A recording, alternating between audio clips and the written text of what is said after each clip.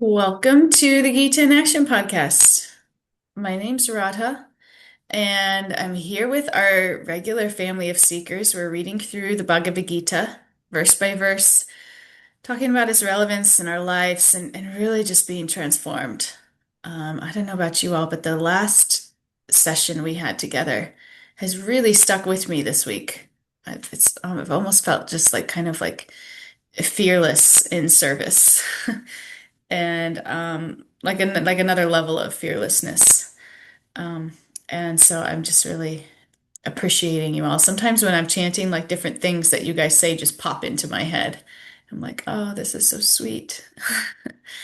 So, yes, but before we start, I want to advertise a couple of get-togethers that are coming up for our community. One, we are doing a yoga festival in August 28th through the 30th at New Vrindavan.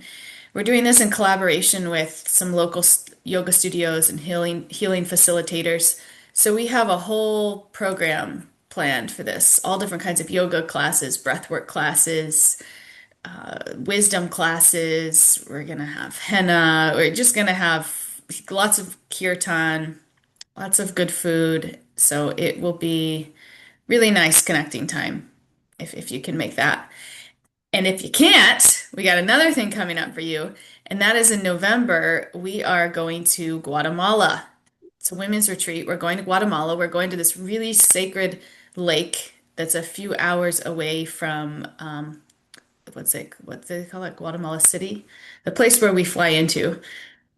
But it's a really special place, and we'll be doing all kinds of things like cacao ceremonies and fire ceremonies and weaving with the local Mayan ladies, and it will be really amazing. We're staying in this big bamboo house.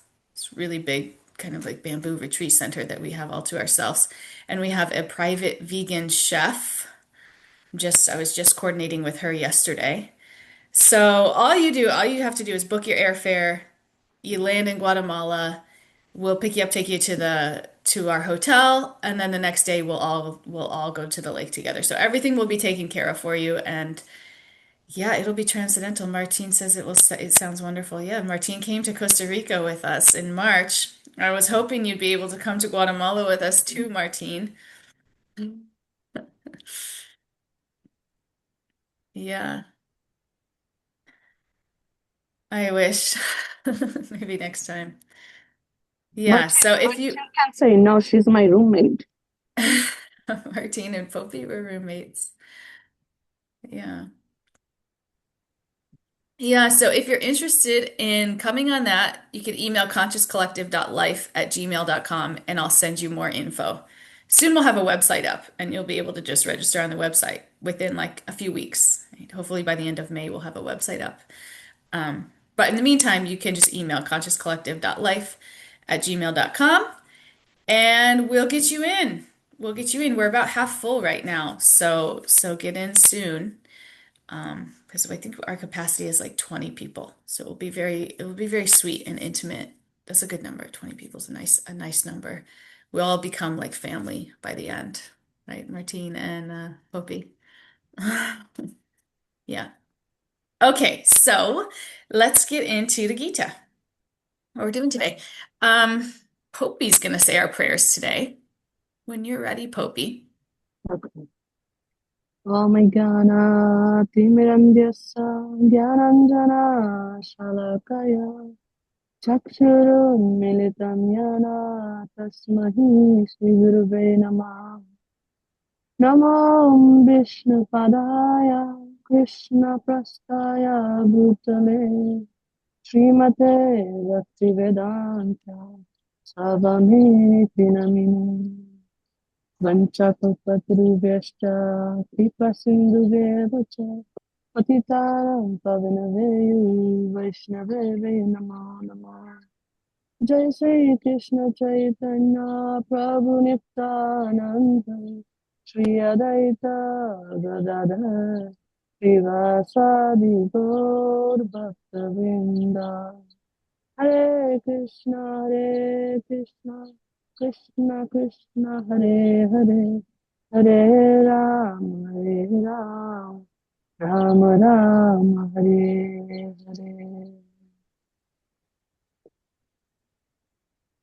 Thank you. Thank you.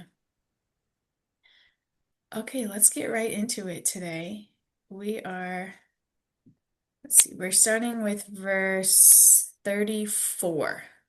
We're starting with verse 24 or 34. 34.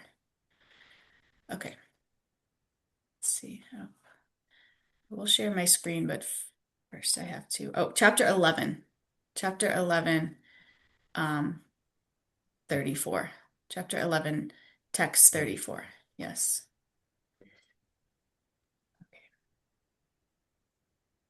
And let's see.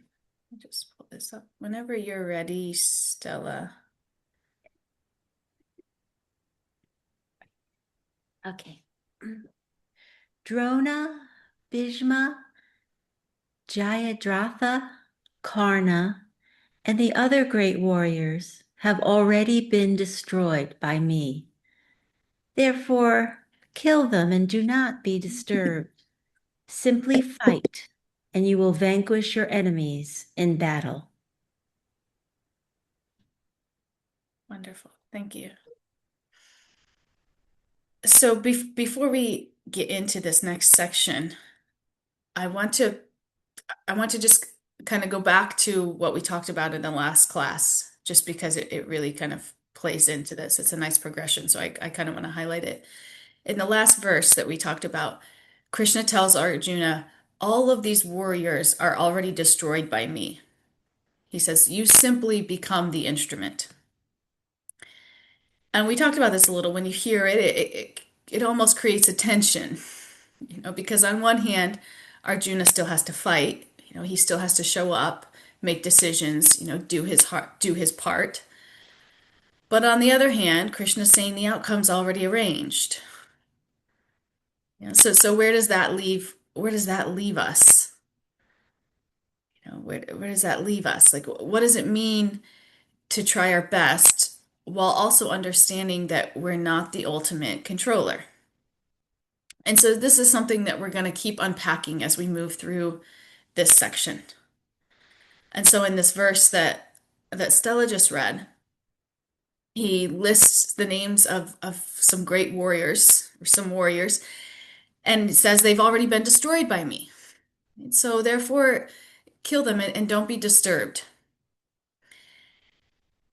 So even though Krishna is ultimately the one behind everything, he's so kind that he often gives the credit to his devotees, right, when they sincerely try to carry out his will. He allows them to participate in something bigger than themselves. This is his mercy. And this is beautiful for us, because spiritual life, like we've talked about so many times, it's not about trying to force our own plans and control every outcome. Like if that's what you came into spiritual life as, like good news for you, your life is about to get so much better. Because we totally flip that. For all of the controllers out there, we totally flip that. And in spiritual life, we learn how to align ourselves with a higher purpose. And as we grow in spiritual life, especially through guidance from teachers and sastra, this wisdom, we gradually begin to understand what Krishna's trying to do in our lives. Like it becomes revealed to us in a very like peaceful and soft kind of a way, relative to trying to force and to grip ourselves. So the process is such that when we make plans that are centered around service, compassion, connection to God, those plans become powerful because they're aligned with his desire. And when we live that way, it takes a lot of the struggle out of life. We're not just struggling alone or just chasing temporary success. It's like we're moving with deeper meaning. Even though externally we still may have a lot of struggles, internally we're moving with deeper meaning. And in that we're more steady, more calm, more peaceful, more confident. because we're plugged into source. And something that I want to kind of zoom in on here in this verse is that Krishna lists a few warriors. He says Drona, Bhishma, Jayadratha, and Karna.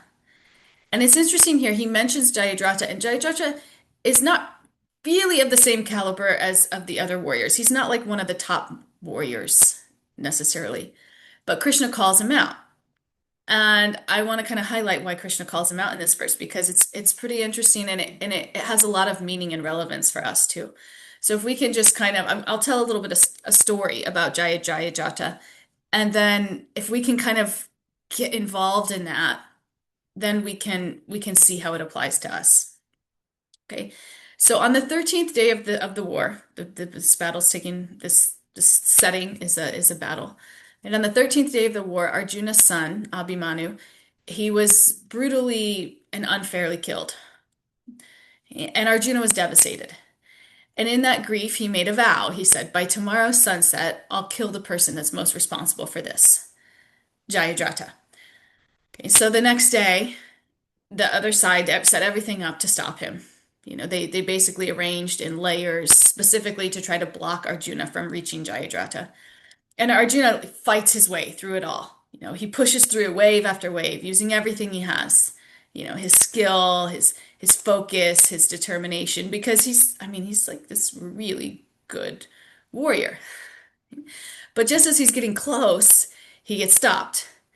And these six powerful warriors attack him at the same time, almost like history repeating itself, like just what happened to his son. And because he's super skilled, because Arjuna's super skilled, he's able to hold them off. But at the same time, he's so surrounded, like he can't get a clear shot. And the time is running out. Remember, he said he wanted to shoot him by sunset. The sun is setting. So imagine this moment. Just put yourself there, like emotionally for a moment. Like he's done everything he possibly can. He's come so close, and still it looks like he's going to fail. And this is where Krishna steps in. Krishna mystically covers up the sun, making it appear like the day is over. So then the opposing warriors relax, right? They think Arjuna's lost. They even start like celebrating. And in that moment, Krishna reveals the sun again. Arjuna sees his opening. He moves past the warriors. He releases his arrows and he kills Jayadratha and he fulfills his vow. Okay, so why does Krishna mention Jayadratha in the Gita? Because he's telling Arjuna, this victory, you think it's all on you, but it's already been arranged. And this applies to all of us. We all have our own Jayadratas, right? These obstacles or these inner struggles that feel almost impossible to overcome. And sometimes it feels like we're doing everything we can and we're still not getting there. Like again, Arjuna in that moment, he's doing everything he can and he's just surrounded. He can't even see out to make a clear shot. Sometimes it's us, we're doing everything we can and it's just like not working. We're still falling down. We're still succumbing to our lower natures, our lower tendencies. Whatever effort we're putting into service, it's just not working out for whatever reason. Okay, but the deeper message here is we do our part, we show up, we try, we keep moving forward, and Krishna does what we can't. Okay, when we're aligned with his will, so we're acting out of compassion, love, service, when we align ourselves with that intention, Krishna's grace steps in where our effort reaches its limits. Because our effort is going to reach its limits, no matter how smart, powerful, strong, whatever you are, your effort will reach its limits. Sometimes the limit is higher, some days the limit is much lower. Whatever it is, you'll hit the limit, and at that point, Krishna will step in.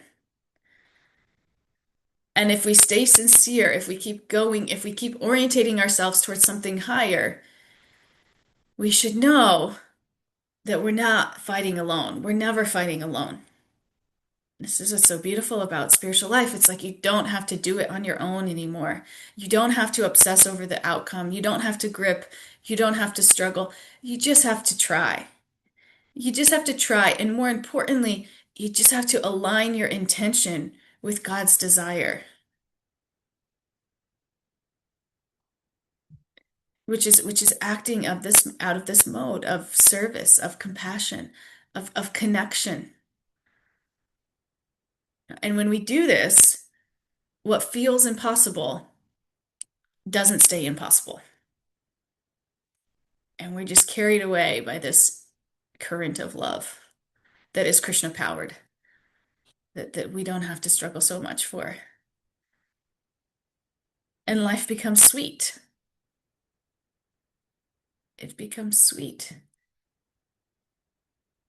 This has really been my experience since I came into spiritual life, and I was a pretty capable individual. I worked for a contractor of the Navy, designed nuclear submarines, and then I was program manager responsible for the fabrication of the power units, and I was really stressed all the time. Like I was in this advanced leadership program. I was working from like 5 a.m. to 11 p.m. And it was like I felt like everything rested on me. And it was a lot to carry. It was a lot to carry. To speak of now, I'm like a mom, and it's like, holy cow, everything rests on you. And that's really difficult. It's like no matter what it is, this mindset, this material consciousness just creeps in. But when we can create a little bit of space there, right, and understand that, hey, our job is not to be God. We don't have to step in and do everything and feel like if we don't, the world's gonna fall. No, we just have to do our best. We just have to do our best and we just have to do it in service to Krishna. And he will take care of the rest. And if we just try practice this, just try this on little by little. When you're feeling triggered, when you're feeling like shit's gonna hit the fan, right? You just take a deep breath, right? And just understand. I'm just an instrument for Krishna.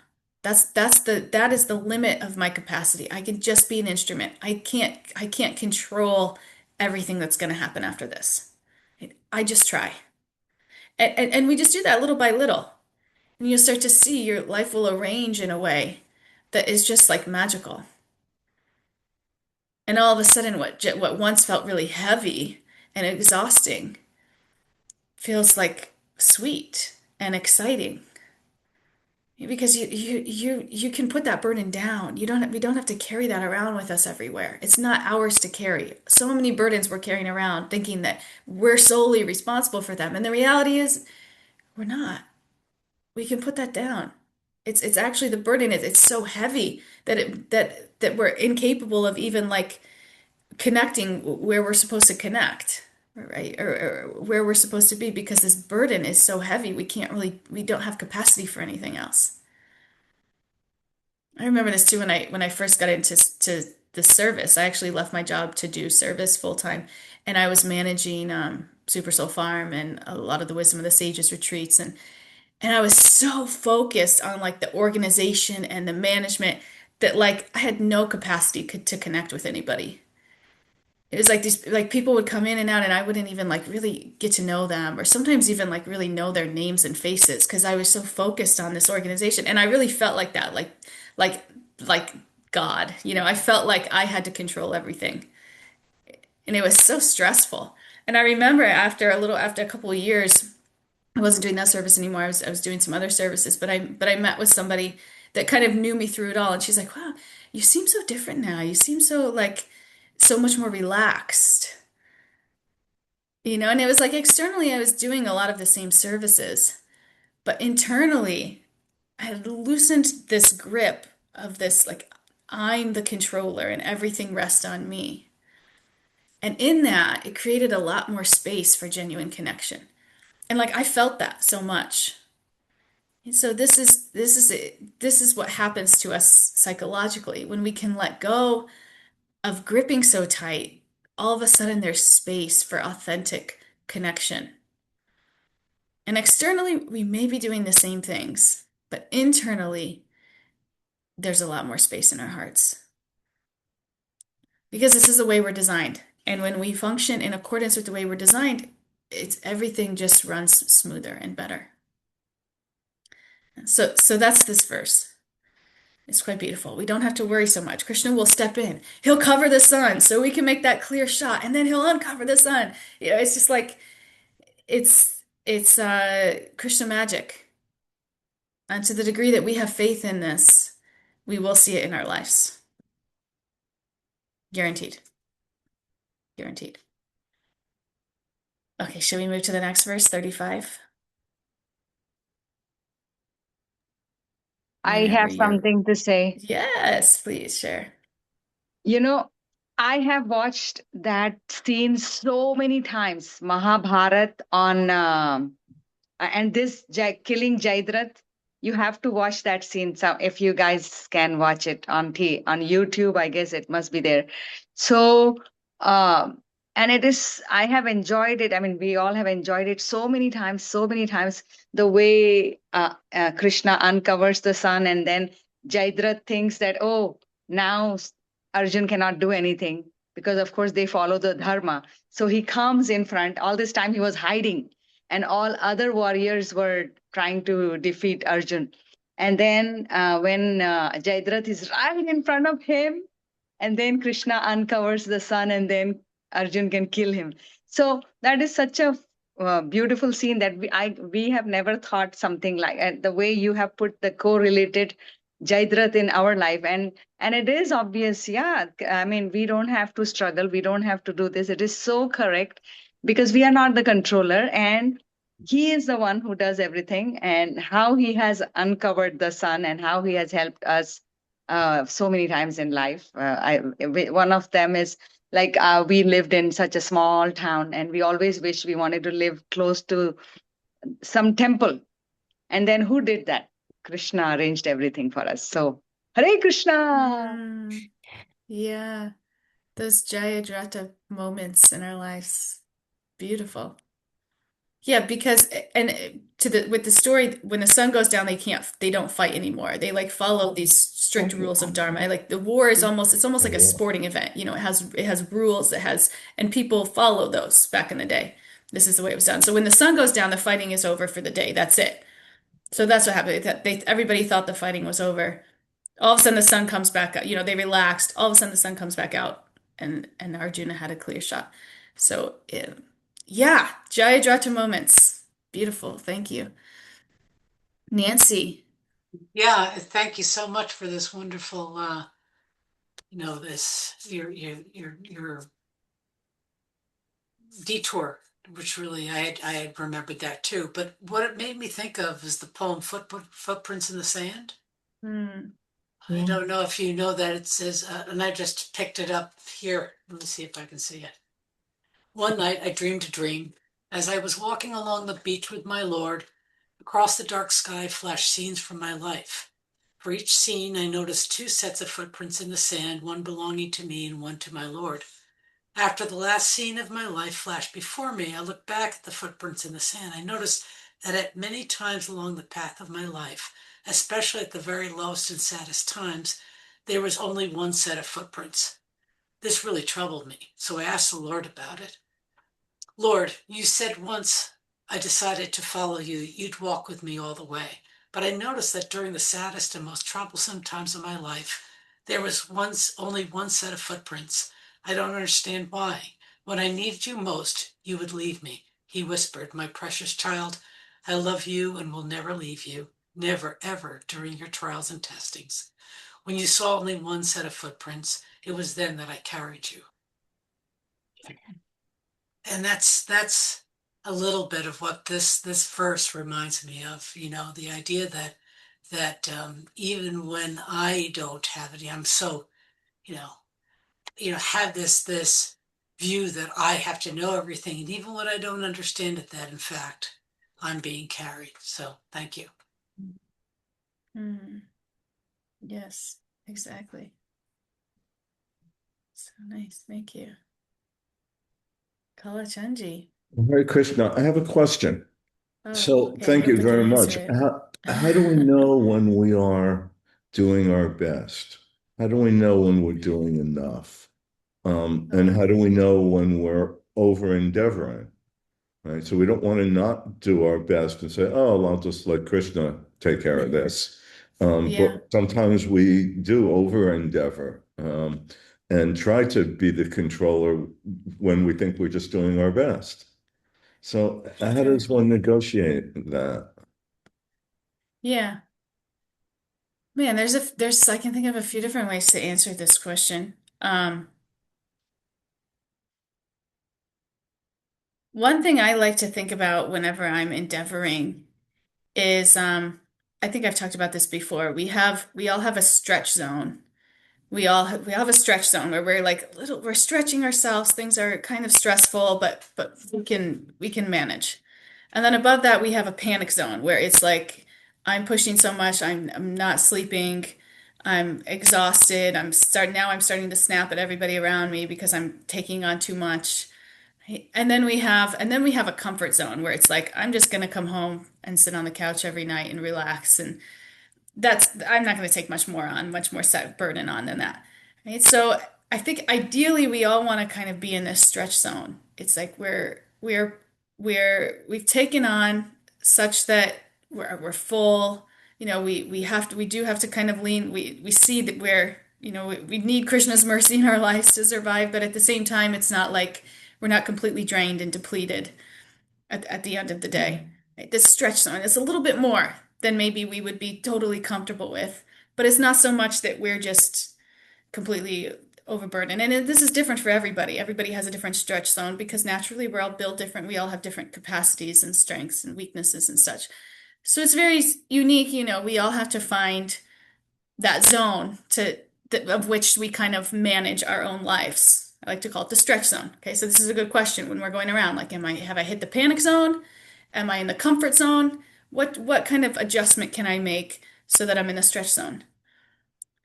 And then the second way to answer that, I'm thinking to answer that question is understanding like there's a circle of influence. Who made that circle of influence? Anyway, there's certain things that like are just not even in the sphere of our control. And it's understanding, starting to become expert in understanding the difference between those things, which honestly we could do like a whole class on, and maybe we will sometime at a retreat. But we have to kind of get a little bit intelligent about it too. What's actually in our control, what's actually under our influence, and what's just not, and what's just for us to just let go of.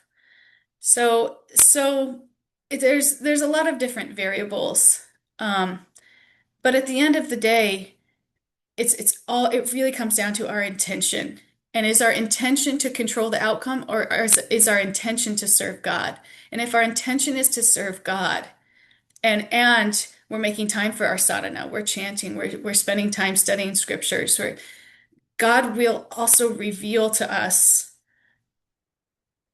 when it's too much. It will become obvious to us because our intention is aligned with God's, and our intention is to serve God, not to be God, not to control an outcome. And when that is pure, God will reveal to us and give us that inner wisdom through Super Soul to know. And that's probably the biggest answer. But we have to do our part. We have to plug into Sastra. We have to come to classes like these and train our intelligence. We have to spend time every day with God in meditation and chanting his names, in prayer. We have to develop that relationship so that when he speaks to us in the heart, we hear him. We have to like calibrate our systems so that when we can hear the frequency of which he speaks to us, or we won't. We'll be dull to it. Yeah. Thank you. Does that make sense? Thank you. Anybody else?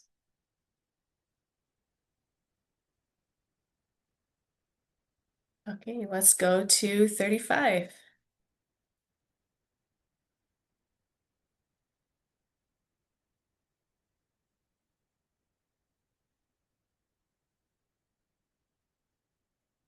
When you're ready, Stella.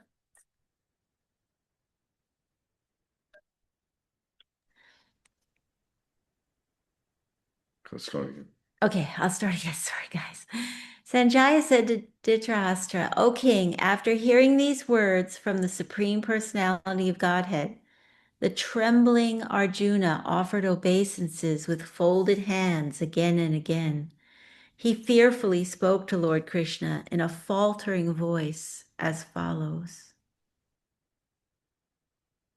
Okay. Now we're seeing Arjuna's visibly shaken. He's overwhelmed, he's trembling, he's offering obeisances again and again. And his voice changes. His voice is like faltering. It's because he just saw the universal form. This is a revelation. It's not something that he's constructing through his own mind or his effort. It's something that's being shown to him directly by Krishna. If you remember, Krishna grants him this divine vision, and then suddenly Arjuna is able to perceive the entire universal manifestation within him. And so this revelation, it comes downwards. It comes directly from Krishna. And in this moment, it's not about Arjuna achieving something.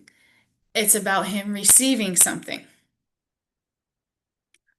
Again, this same theme, spiritual realization, it's not something that we conquer independently.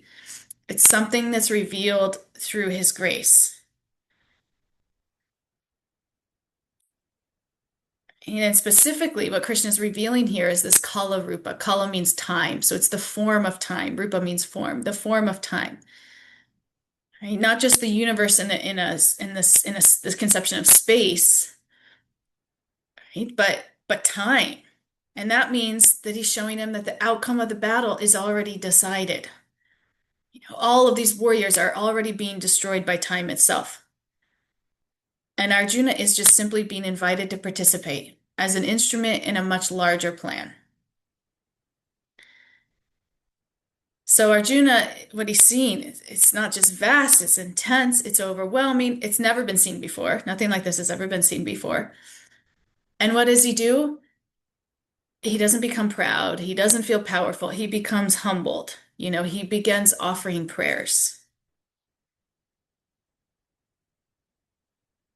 And this is humility. And this is what we're seeing in Arjuna. Right? He's surrendered.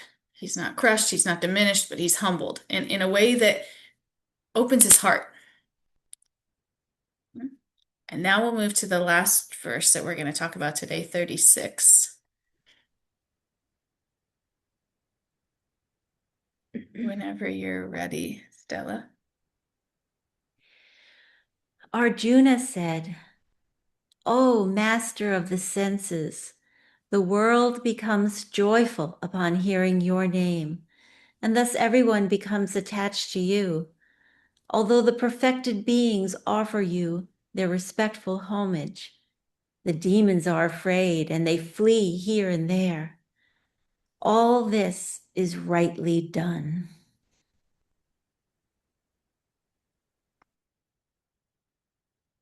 So in these verses, these next 10 verses or so, we're going to see Arjuna glorify Krishna, and then he's going to offer obeisances.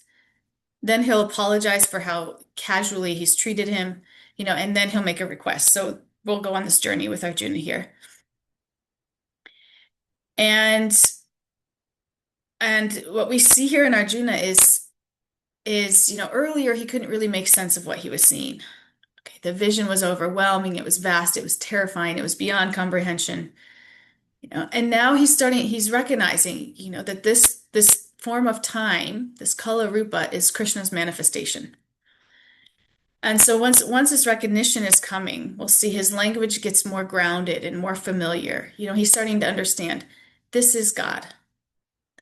This is God. And from that place, he says something very natural. He says, your glories are heard. When your glories are heard, the whole world becomes joyful. When your glories are heard, the whole world becomes joyful. This is a beautiful point because real glorification of God naturally produces two things in the heart. One is joy, and the other is attachment. When we genuinely connect with God through hearing about him, remembering him, glorifying him, something in us softens and we feel uplifted. And naturally we begin to turn towards him. But in this verse we see Arjuna also points out the opposite reaction. Those with a demoniac mentality, they don't move towards God, they move away from God. Right? They feel fear when they hear about God. They resist. And if we notice here, it's not that God has changed. But we see here, this is the same reality that brings joy and attraction to one person, creates fear and discomfort in another. God's the same, right? But one person he'll bring joy and attraction to, and the other will just be uncomfortable and fearful. And the difference here is the consciousness of the observer. So those who are spiritually open, like sages and realized beings, they'll naturally feel reverence. But those who are deeply attached to ego, control, material identity, they feel threatened by the idea of surrendering to something higher than themselves. And this is a difficult thing. I just this weekend I did a program with this TTOL organization that plans events for people in sobriety. And I'll tell you, this event is the people that we were speaking to here. It's probably some of the most receptive people that I've met at programs like this, because I do programs like this most every weekend. And this particular group of people that have been through the throes of addiction were so receptive. And I think it's because, and maybe Nancy can maybe correct me here if I'm wrong, but I think it's because their experiences in their lives have brought them to this point where they've had to confront their ego. They've had to see, look, I don't have the control that I thought I did. The only way out of this, I'd have to surrender to something higher than myself. And in that way, they're very ripe for spiritual life because their life has brought them to that place where they've had no other option. And in most to say that, oh yeah, I'm ready to surrender to a power higher than myself. But the reality is we don't really live like that. We haven't really flexed that muscle that strongly. It's like when it's convenient, I'll think about a relationship with God. When I'm just having fun, I don't want to worry about it. But if your idea of fun has brought you so low that you've been so confronted that you've had to recognize the only way out is surrendering to something higher than myself, then that's really like such a catalyst for spiritual life. I mean, that's like the dawn of your spiritual awakening. And so I really appreciated that about this group of people. In fact, I messaged the lady who I worked with to organize it. I said, if you know any other recovery groups, I would love to work with them because I love these people. They're so ready. They get it. They get it in a level that I feel like it's a lot deeper than a lot of people because they've been there. They've had that realization directly in their life. They're it's really quite beautiful. So anyway, so this is the difference. It's same thing, but depending on the consciousness of the observer, you'll see it differently. Right? And sometimes we see somebody who has a lot of faith and we look at their lives and we say, wow, well, their life is really nice. If my life was that perfect, I would have a lot of faith.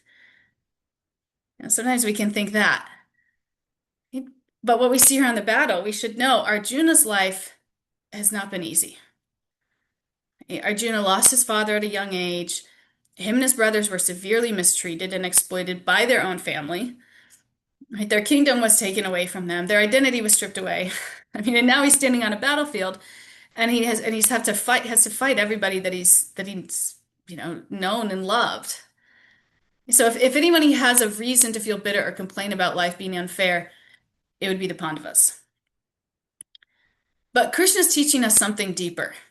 He's teaching us something deeper. No matter the ups and downs of life, if you're on the super up, everything's looking favorable, or you're on your knees, knocked down to something pretty low, whatever it is, we have to understand these things are like cosmic seasons. Some periods are going to be harsh, some are going to be favorable, but they all have a role to play. And we can't necessarily expect our spiritual practice to remove the challenges. But what our spiritual practice does is it gives us something else. It gives us this vision, this inner stability.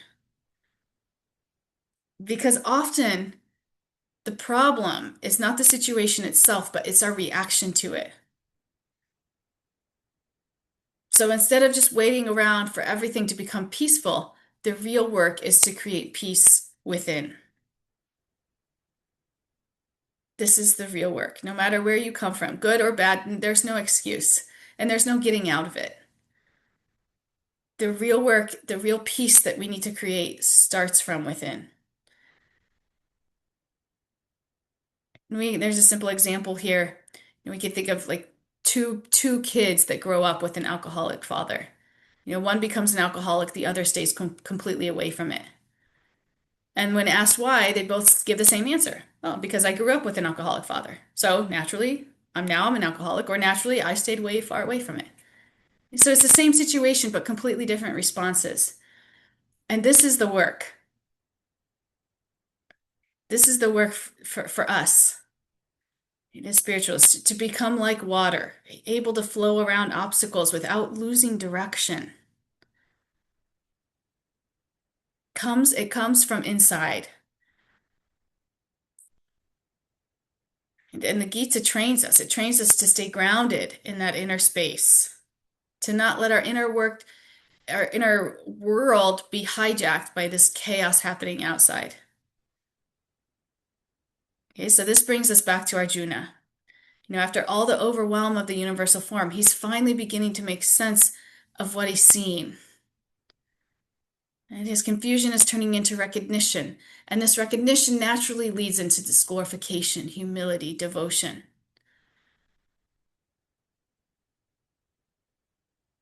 Right? Arjuna is ready for spiritual life.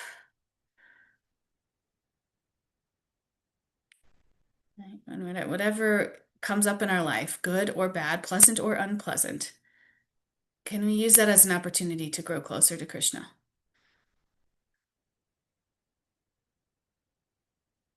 Right? So what are we supposed to take from all this? On one level, Arjuna's standing on a battlefield. He's being told that everything is already arranged, that he's simply meant to participate. But on another level, this is also our story. We all have things that we're trying to overcome. We all have situations that feel uncertain or overwhelming or even impossible. And the natural instinct is to think, it all depends on me. It all depends on me. But Krishna's gently shifting this perspective. Yes, we show up. Yes, we try. Yes, we do our part sincerely. But we're not doing it alone. That's our consciousness. This is a tweak in our consciousness. Again, externally, it may look the exact same, but internally, we're doing our best. We're trying. We know we're not doing it alone. We know there's a higher arrangement at work. There's a deeper intelligence guiding things. There's grace that steps in when our efforts end. And when we begin to see life through these lenses, things will change. We'll stop trying, we'll stop obsessing over controlling everything, and we'll learn how to align.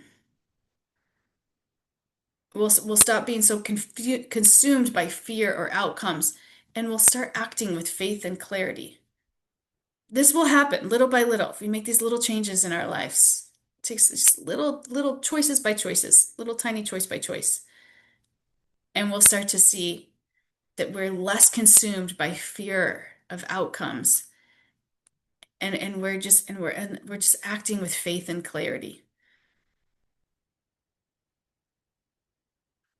And then just like Arjuna, when that understanding begins to settle in, our confusion will turn into recognition. And this recognition will naturally lead us towards humility, trust, and ultimately devotion. This is what it's really like to live a God-centered life.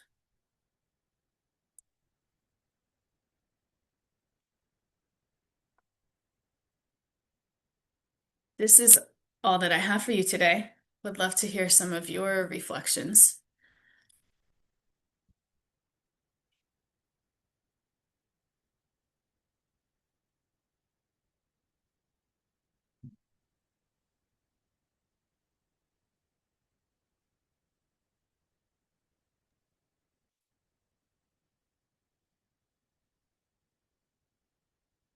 Aaron, please share with us. Thank you so much. It's such a beautiful class, and I feel like a perfect example of, especially the first verse, where I would have been just like, oh, bunch of names, read right through it, and moved on. Um, and I feel like, we really got into it, and, I'm so touched with like such appreciation of like, the story of, you Krishna covering the sun for Arjuna, or even what Nancy shared about, the Lord carrying us. Um, and it's so beautiful because I definitely would not have gotten that just out of reading it on my own. So I really, really appreciate that. I also just want to share like a concern that I have brewing in the back of my head. Because I feel like we're really in a part of the Gita that could be like manipulated and used by, bad actors. I know we recently went over like the time I am verse, and Kalachandji mentioned how, Oppenheimer quoted that verse, and, um, he made the atom bomb. Um, and like, I just see like how someone not in good faith could certainly take these words and just be like, they're dead anyways. God has already killed them. I'm just going to be this instrument. Like, that is my job as a soldier, and that is my job, like, as a warrior. Um, so yeah, it's just something that popped into my head when, um, like so many of these scriptural texts, they take place on battlefields, and like we have wars today, and I know we talked a lot about it in our last class as well, but yeah, just how it can be like taken and manipulated, and be like, see, what I'm doing is stamped with divine approval. Yeah, I really appreciate that. And it's so true.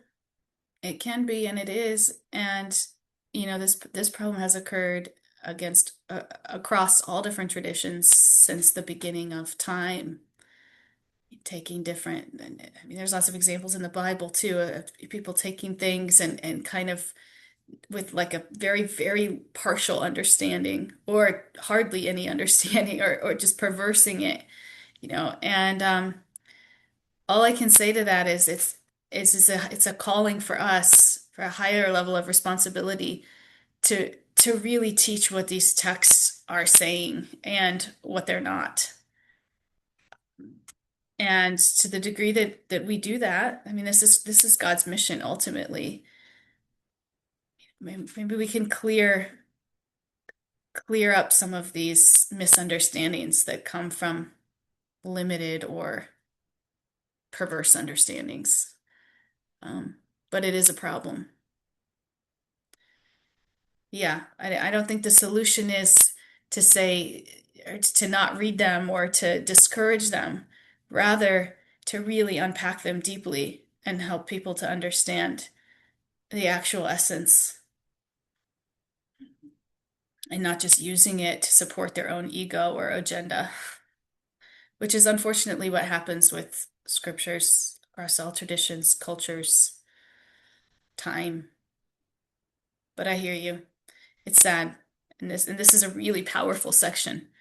And just like anything else, it can be used really, really bad or ultimate upliftment and connection of our consciousness and others.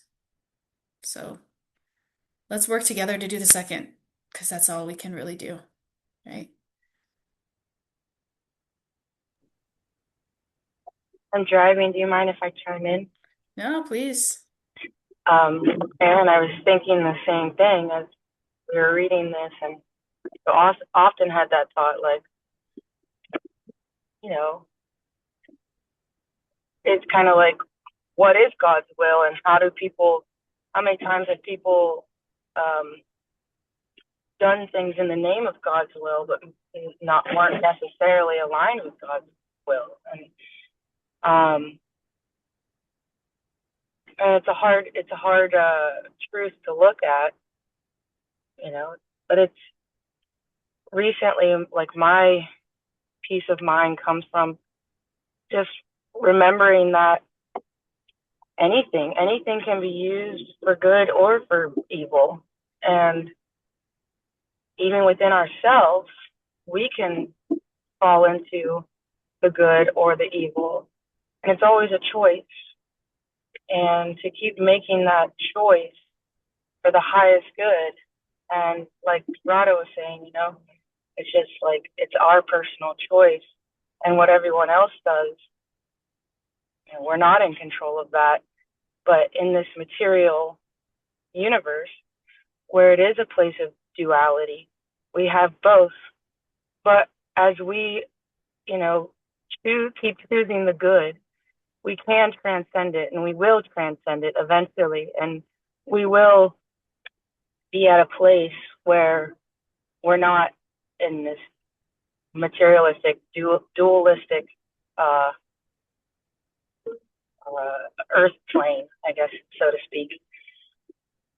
So, yeah, I don't know. That's what I have to tell myself. Like, just keep doing your best and choosing the good, and eventually we'll be able to transcend this dualistic place. Thank you. Yeah. Yeah, and don't let these obstacles become impediments to your own faith.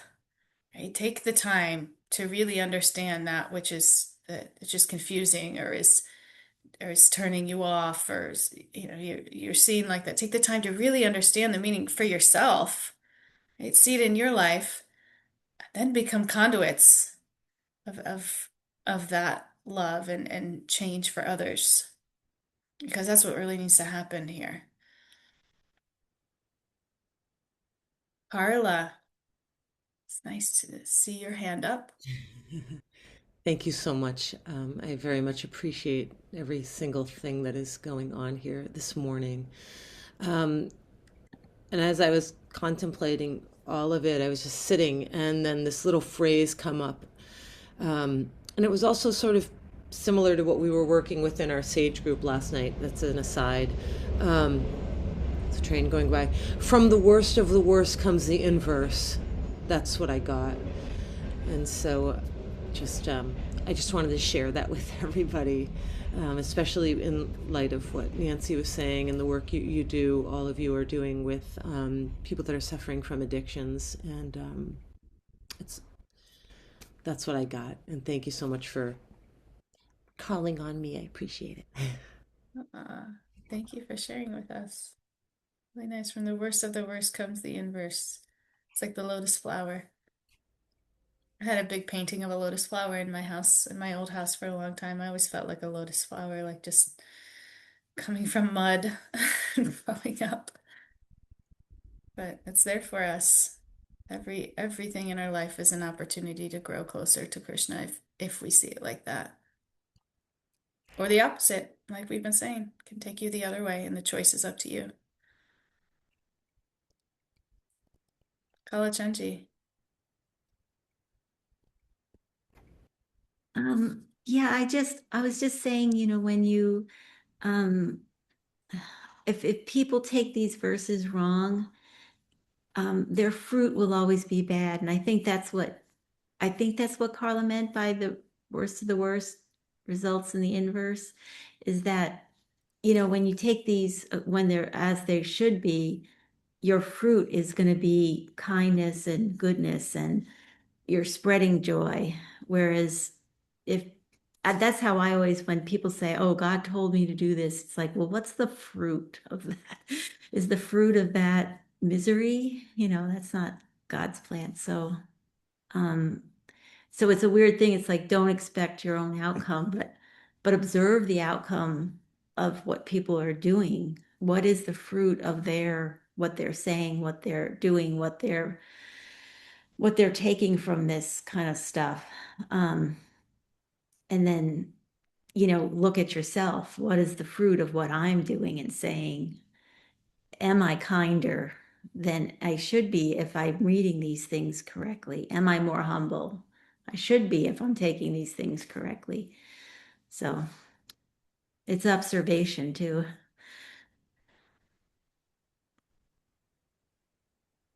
Thank you for that perspective. I really appreciate you sharing that. Thank you. Yeah. We have to fill our cup up first.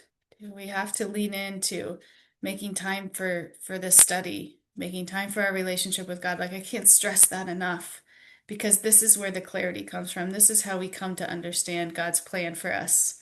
It's not by like guesswork or pushing our own agenda or certain interpretations of text.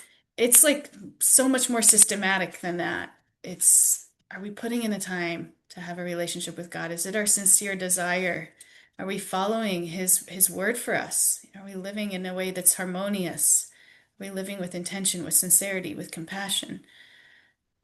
And then little as those things become like the pillars of our lives, which way to go at different times, which way to turn, when to go more, when to hold off. It will become more. It'll be easier to hear God's direction. We'll be able to hear His plan more clearly because we're living with that kind of intention and desire to align with His plan. He'll naturally reveal it to us. So this is what it actually means to be a spiritual practitioner.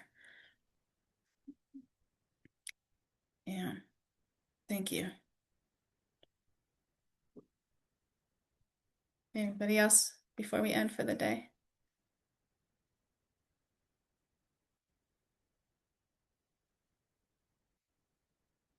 All we can do is our best, just a little by little each day. Try to make those Thank you choices for that the elevate class. us. Yeah. Thank you. Thanks Thank for you, being here. Radha. It was so nice, so nice. Thank you. Thank you, Have a Radha. good weekend and happy Thank Mother's you. Day. Fill your cup, Happy Mother's moms. Day. Happy Mother's Day. Thank Happy you So for no, birthday, the everyone. beautiful. Bye. Thank you. Happy Mother's Day. Happy Mother's Day. Thank you for the beautiful words and beautiful description of it. I recently experienced that in my life. Like, yes,